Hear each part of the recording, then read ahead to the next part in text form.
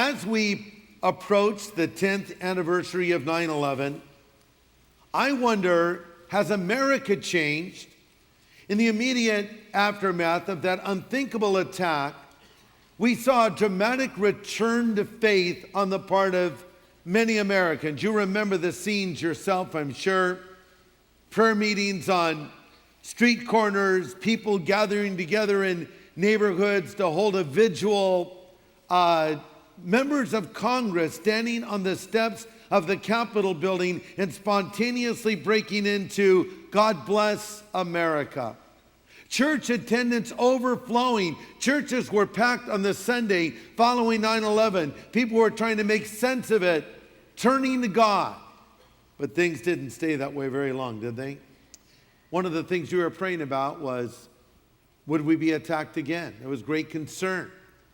Would there be another terrorist strike against our nation? And we prayed. And yes, we want to thank God for our security and for our experts out there that do their best to protect our country. But we have to also acknowledge that it has been God's mercy that America has not faced another full-blown terrorist attack since 9/11, though there have been attempts. But is that what we've done? Well, it's interesting. They're having a commemoration ceremony at Ground Zero on 9/11, and there's not a single person offering a prayer in that event. Not a single pastor or minister of any kind or any person that's going to give thanks to God. Have we forgotten that the Lord came through for us? And this just reminds us that we ask the question, what is it going to take to wake America up to our spiritual need? Let me say this, the answer is not a political one. We're in a political cycle right now. There's a lot of talk about who the next occupant of the White House will be. And we think about what candidate is the most qualified and so forth. And I think you know that I believe that we as Christians should register and vote and find a candidate that represents a biblical worldview as much as possible. But at the same time, we understand that no congressman, no senator, or even a president can turn our country around. No single person. It's not a political answer America needs, it's a spiritual answer, and the only real answer is a spiritual awakening. A revival must hit America. The classic verse, you're way more responsive than the first service. They were asleep at this point.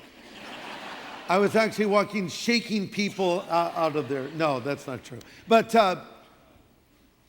the classic verse that is often quoted, and I think it totally applies, was given initially to the nation Israel, but applies to any nation. It's 2 Chronicles 7:14. You've probably memorized it.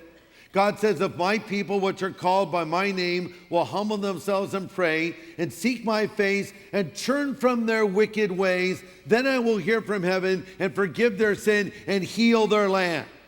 We want God to heal our land. But what does God say? If my people, a lot of times we have more focus on who's in the White House than what's going on in God's house. When God looks at a nation that is having problems, he points his finger at his people. If my people, which are called by my name, will humble themselves and pray and seek my face and turn from their wicked ways. So often we are quick to point out all the problems in culture, etc. But God says, I've been kind of looking at you.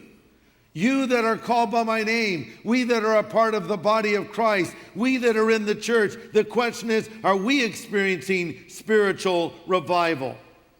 Here's what the Lord is saying. If you want to turn a nation around, God's people need to live as they should.